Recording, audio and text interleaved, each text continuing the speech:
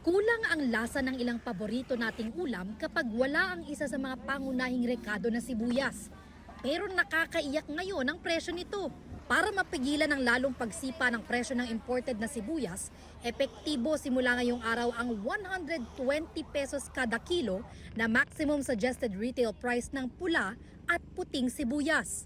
Layon daw nitong mas stabilize ang presyo ng sibuyas habang tumataas ang demand ngayong magpapasko.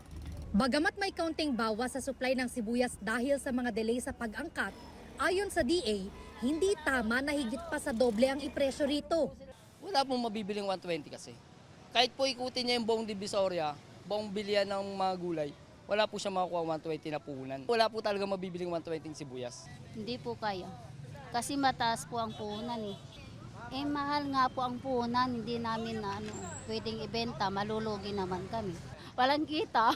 Pati ang ilang mamimili, duda raw na may papatupad ang MSRP.